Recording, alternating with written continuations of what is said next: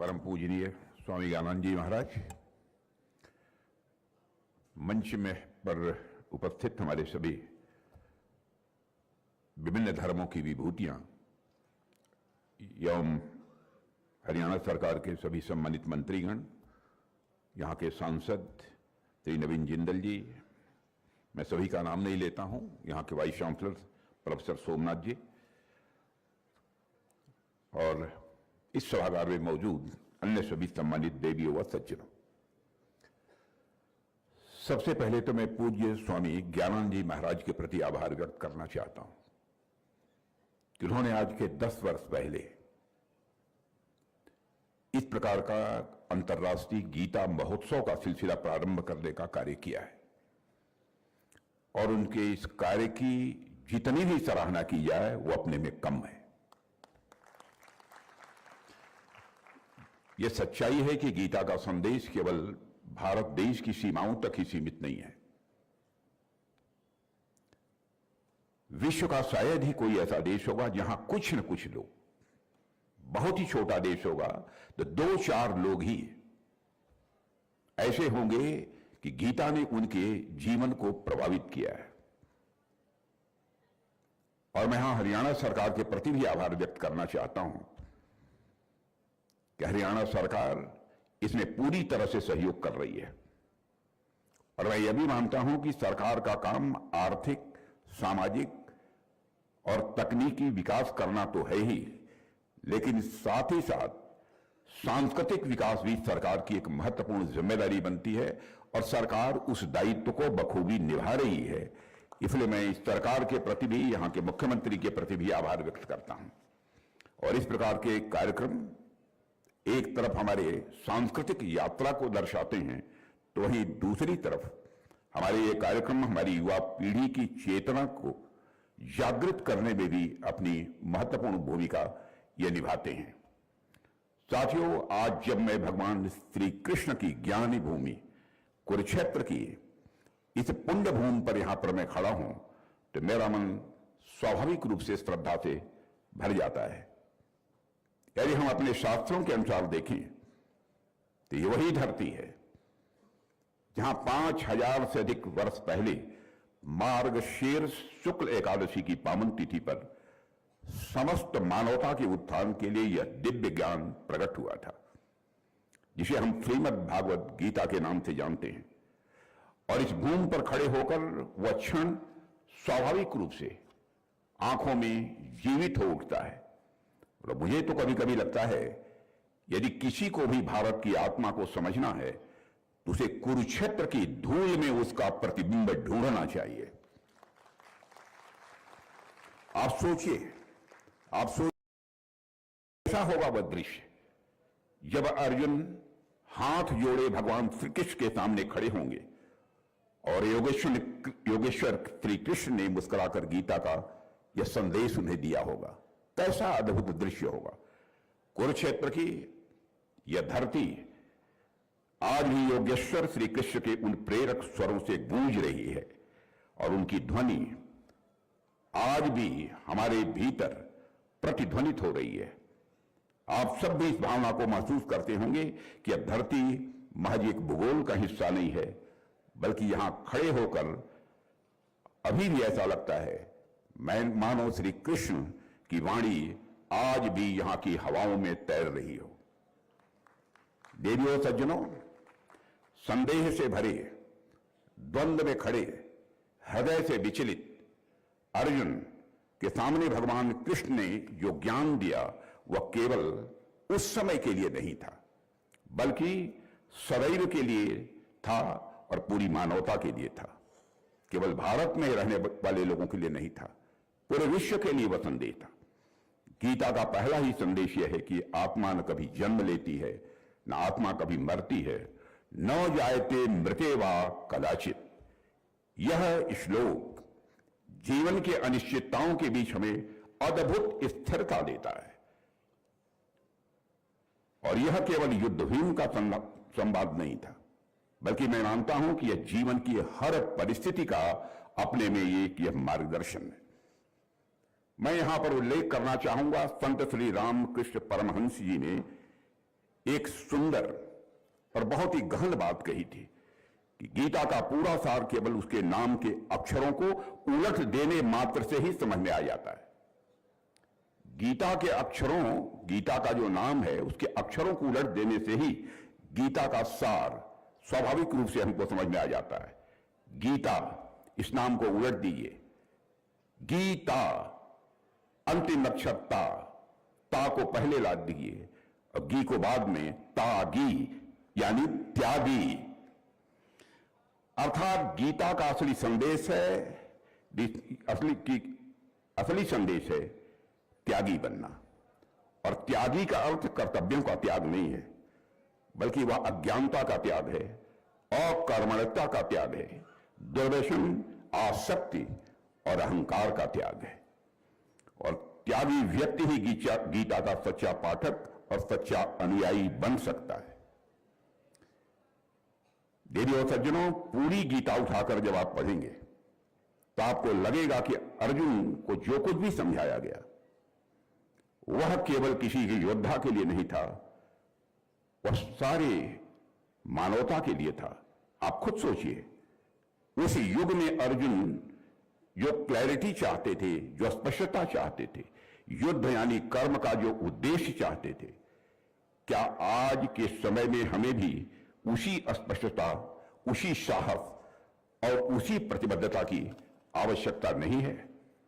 आज तो हम और भी ज्यादा मृग तृष्णा में उलझे हुए हैं। हमारे आसपास आज पहले से कहीं अधिक भटकाव है, डिस्ट्रैक्शन है। कहीं ऐसे लोग हैं जो जीविकोपार्जन के लिए तो काम कर रहे हैं, पैसे भी कमा रहे हैं, लेकिन उन्हें अपने जीवन का उद्देश्य समझ में नहीं आ रहा है। तो वहीं दूसरी तरफ कई ऐसे लोग भी हैं जो कर्म से ज्यादा उसके परिणाम की चिंता करते हैं। मैं ऐसे कई लोगों को जानता हूं जिनके अंदर पर्याप्त क्षमता है कि वह जीवन में कुछ अच्छा कर सकते हैं, समाज को कुछ कंट्रीब्यूट कर सकते हैं, लेकिन वह कोई काम इसलिए नहीं करते हैं क्योंकि उन्हें परिणामों को लेकर तरह तरह की शंकाएं रहती हैं कि हमको कामयाबी मिलेगी कि नहीं मिलेगी। इस तरह के अनेक उलझी हुई स्थितियों का सामना आजकल हमारे आसपास के लोग कर रहे हैं। आपने स्वयं भी इसे महसूस किया होगा। साथियों, गीता कहती है कि जीवन की व्यर्थ चिंताएं, विकृत भावनाएं और गलत धारणाएं तभी मिटती हैं जब हम अपने भीतर के सत्य को पहचानते हैं। यही कारण है कि आज के दौर में जब डिप्रेशन और मानसिक तनाव जैसी चीजें तेजी से बढ़ रही हैं, गीता का संदेश मैं मानता हूं लोगों को नया संबल देता है। गीता पढ़कर विपरीत परिस्थितियों में भी उत्साहवर्धन और निराशा में भी आशा का संचार होता है। गांधी जी कहते थे कि जितने भी किताबें अब तक उन्होंने अपने जीवन में पढ़ी हैं, उन सब में सबसे अधिक सांत्वना दो पुस्तकों से उन्हें मिली है, श्रीमद् भागवत गीता और श्री रामचरितमानस। और साथियों, वे भी यह कहते थे, जब उन्हें संदेह घेरते थे, जब वह दुविधा की स्थिति में होते थे, जब निराशाएं आती थी और जब कोई प्रकाश की किरण नजर नहीं आती थी, तब वे श्रीमद् भागवत गीता के ही शरण में जाते थे। इससे वे तुरंत सांत्वना पाते थे, उनके मन की शंकाओं का समाधान होता था। देवी और सज्जनों, गीता में दिए गए कर्मयोग की भावना, समत्व की सीख और आत्म स्वरूप की पहचान हमें सुखपूर्वक जीवन जीने का यह मार्ग दिखाते हैं।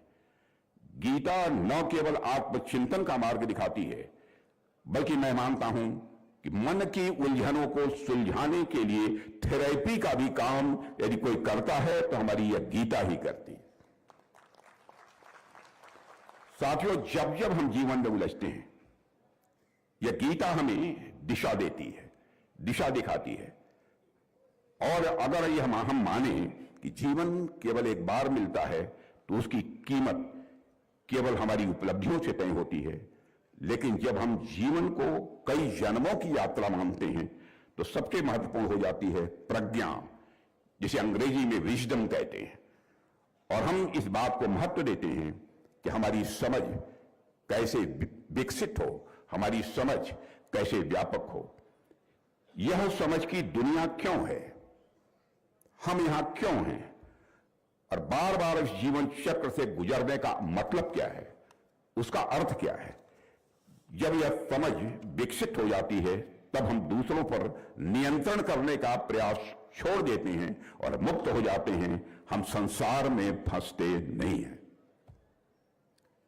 साथियों, इसलिए मैं तो मानता हूं कि यह गीता महोत्सव एक सामान्य आयोजन भर नहीं है, बल्कि हमें यह याद दिलाता है कि हमारा कर्तव्य क्या है। अर्जुन इसलिए उठ खड़े हुए क्योंकि उन्हें कर्तव्य का बोध हुआ है। कर्तव्य का बोध ही गीता का सबसे बड़ा योगदान मैं मानता हूं।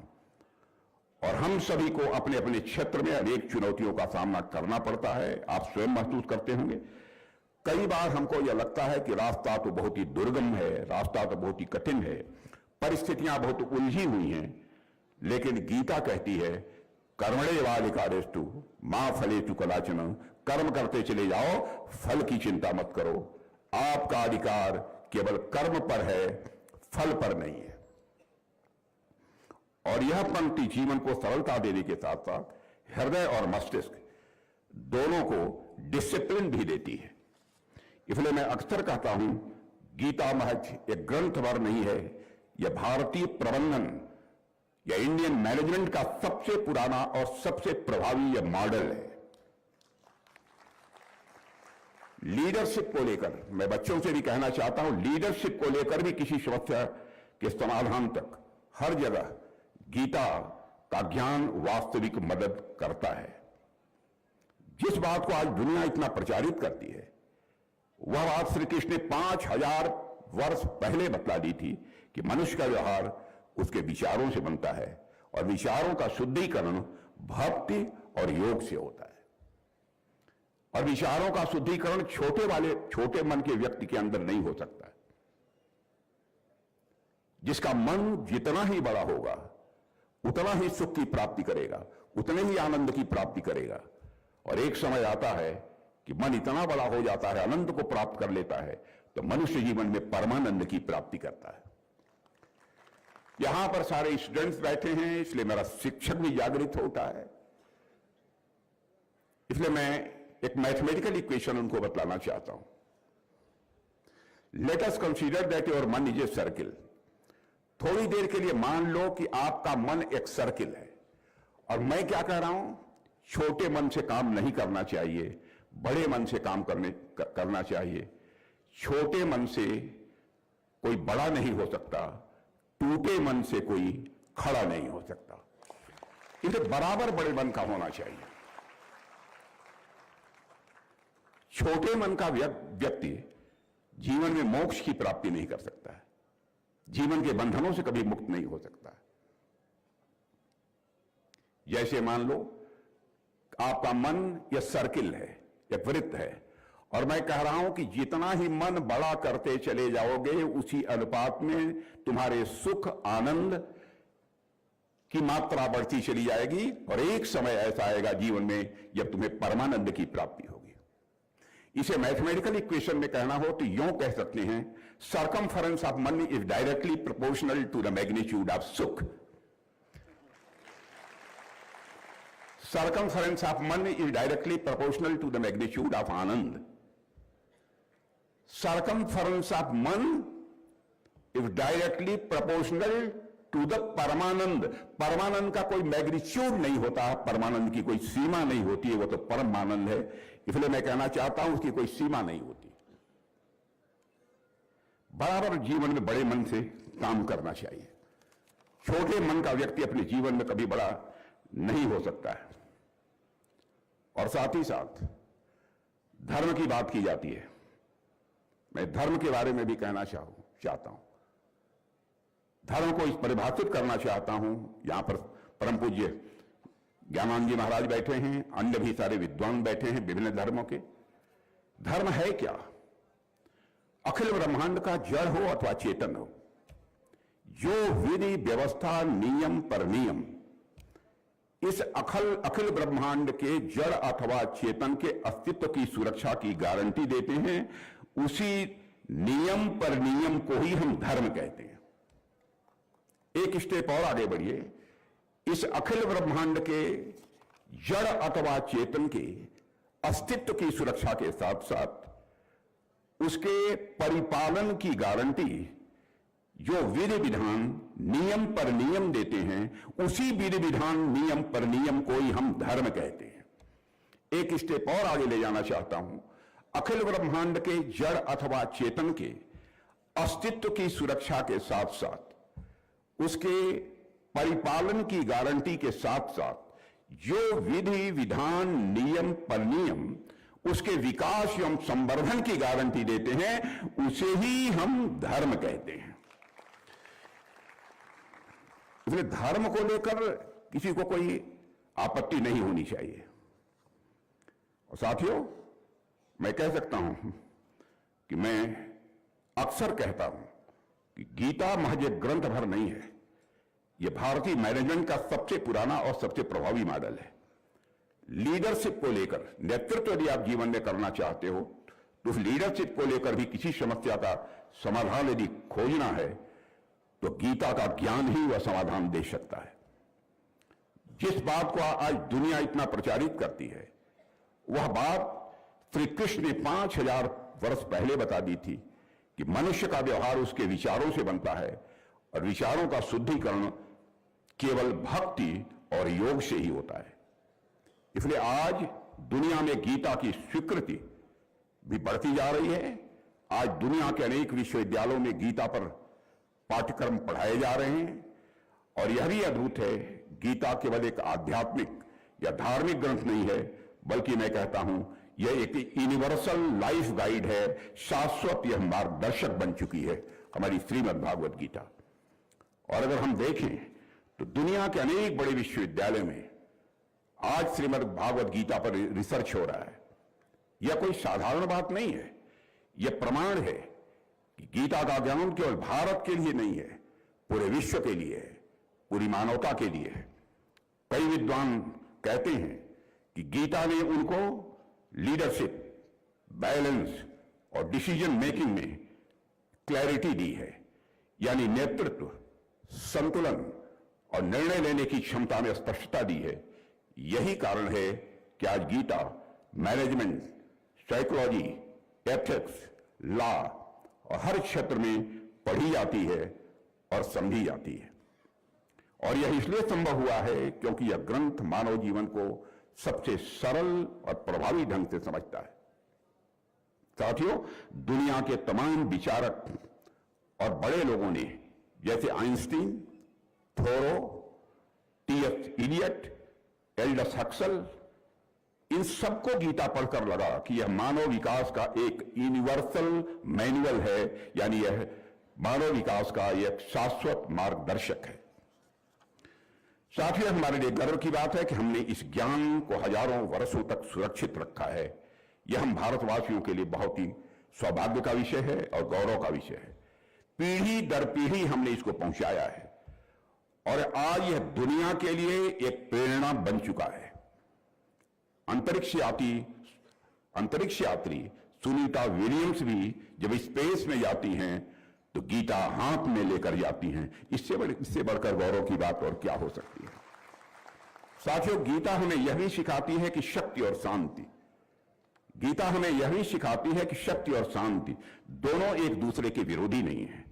आज भारत विश्व में शांति का संदेश देता है तो पूरी दुनिया भारत को शांति का प्रतीक मानती है, परंतु वास्तविकता यह है शांति तभी टिकती है जब उसके पीछे आत्मविश्वास और बल का सहारा हो। बिना आत्मविश्वास और बल के सहारे शांति टिक नहीं सकती। श्री कृष्ण ने भी अर्जुन को यही सिखाया था कि जो व्यक्ति धर्म संगत मार्ग पर चलता है वह कभी भयभीत नहीं होता है। साथियों, पहलगाम का वह विभत्स क्षण आज भी राष्ट्रीय स्मृति को विचलित करता है। जब हमारे पहलगाम के वहां पर पर्यटन के लिए गए निर्दोष यात्रियों को धर्म पूछकर मारा गया था। कितना क्रूर और अमानवीय संदेश उन आतंकवादियों ने दिया था। वह घटना, मैं मानता हूं कि भारत की शांति प्रियता को ही चुनौती नहीं थी दे रही थी, आतंकवादी और उनके सरपरस्त यह मान बैठे थे कि भारत की शालीनता उसकी कमजोरी है, लेकिन वे भूल गए कि भारत गीता का देश है, जहां करुणा भी है और युद्ध भूमि में धर्म की रक्षा की प्रेरणा भी है। साथियों, हमने गीता के संदेश को याद किया कि अगर शांति के तप को, यदि शांति के तप को जीवित रखना है तो उसके भीतर शक्ति का ताप अनिवार्य है। यदि शांति के तप को जीवित रखना है तो उसके भीतर शक्ति का ताप अनिवार्य है। यदि निर्दोषों की रक्षा करनी है तो बलिदान देने का साहस भी उतना ही आवश्यक है। जो लोग हमारी सहिष्णुता को कमजोरी समझ बैठे थे, उन्हें ऑपरेशन सिंदूर के माध्यम से भारत ने ऐसा जवाब दिया जिसे आज तक वह भूल नहीं पाए हैं। साथियों, हमने दुनिया को दिखाया कि भारत लड़ाई नहीं चाहता है, लेकिन यदि मजबूर किया गया तो भारत लड़ाई से भागता भी नहीं है और माकूल जवाब भी भारत देता है। साथियों, ऑपरेशन सिंदूर को मैं मानता हूं केवल एक सैन्य कार्रवाई नहीं थी, बल्कि वह भारत की आत्म प्रतिबद्धता, आत्मसम्मान और आत्मविश्वास की उद्घोषणा थी। भगवान श्री कृष्ण ने भी पांडवों को यही समझाया था कि युद्ध बदले की भावना या महत्वाकांक्षा के लिए नहीं, बल्कि धर्मपूर्ण शासन की स्थापना के लिए लड़ा जाना चाहिए। स्वधर्म, स्वदेश की रक्षा के लिए लड़ा जा सकता है। ऑपरेशन सिंदूर के दौरान हमने भगवान कृष्ण के संदेश का ही पालन किया है। मैं देवियों सज्जनों आपको बतलाना चाहता हूं। और इस ऑपरेशन ने पूरे विश्व को यह संदेश दे दिया कि भारत आतंकवाद के विरुद्ध न तो मौन रहेगा, न ही किसी भी सूरत में भारत कमजोर पड़ेगा।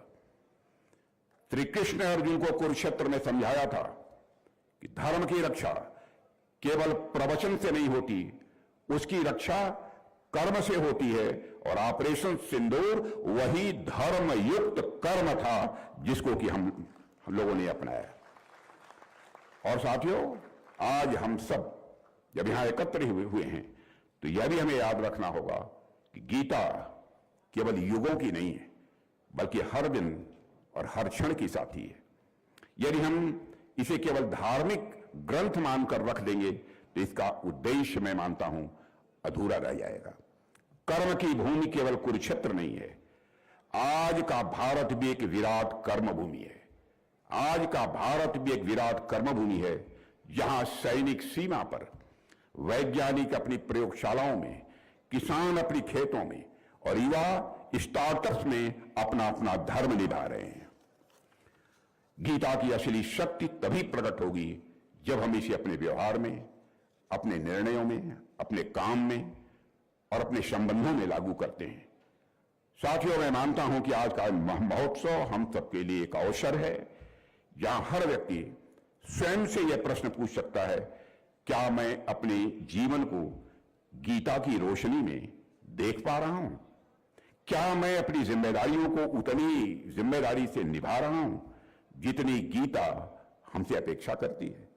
क्या मैं चुनौतियों को देखकर पीछे हटता हूं या अर्जुन की तरह उनसे ऊपर उठने का साहस करता हूं? जब हम खुद से यह प्रश्न पूछेंगे तभी गीता उन प्रश्नों का समाधान बनकर स्वाभाविक रूप से हमारे सामने आएगी। देवियों सज्जनों, संघर्ष तो हमारे भी जीवन में है, संघर्ष आपके भी जीवन में है, संघर्ष सबके जीवन में है। जीवन में संघर्षों का बुरा होना नहीं, संघर्ष से हार जाना बुरा है।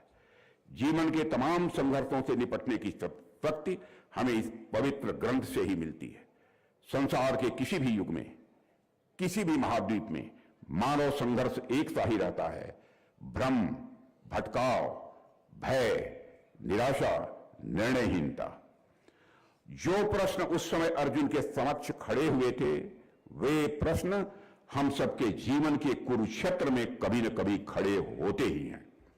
परंतु ठीक उसी क्षण हमें कृष्ण की वाणी को, उनकी अमृत ध्वनि को भीतर जगाना होता है, क्योंकि वही वाणी हमें जीवन की दिशा दिखाती है।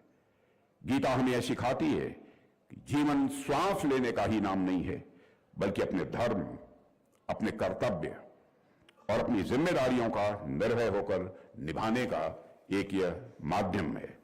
गीता का एक श्लोक है, बहुत प्रचलित श्लोक है, सुख दुखे समीकृत्वा लाभा लाभौ जया जयौ। यह हमें सिखाता है कि सुख दुख, लाभ हानि और जीत हार को समान भाव से रखते हुए कर्तव्य निभाना ही यह सच्चा दायित्व है। और ऐसा व्यक्ति बिना विचलित हुए हर समस्या का समाधान वह ढूंढ लेता है। और साथियों, आज जब गीता पढ़ते हैं और जो पढ़ते हैं तो आपको पता चलता है गीता लगभग 700 श्लोकों में सभी वेदों का यह सार है। यानी गीता को ठीक से समझ लेने के बाद तो आपको अन्य शास्त्रों के विस्तार में जाने की बहुत जरूरत नहीं रह जाती है, ऐसा मैं मानता हूं। और गीता की शिक्षा संसार को बदलने की बात नहीं करती है। गीता यह बतलाती है कि दुनिया हर पल, दुनिया हर क्षण स्वतः बदल रही है। इस चेंज को हमें रेसिस्ट नहीं करना है, इस चेंज का हमें प्रतिकार नहीं करना है, बल्कि इस चेंज का, इस बदलाव का हमें आनंद लेना है, इसे हमें एप्रिशिएट करना है। जो जैसा है उसे वैसा ही देखना है, वैसा ही समझना है। गीता हमें इमोशनल इंटेलिजेंस सिखाती है। ज्ञानी व्यक्ति न अत्यधिक दुखी होता है, न अत्यधिक प्रसन्न होता है। वह सुख दुख को समान भाव से देखता है। अच्छा कार्य करने पर संतोष तो करता है, पर उन्माद नहीं करता है।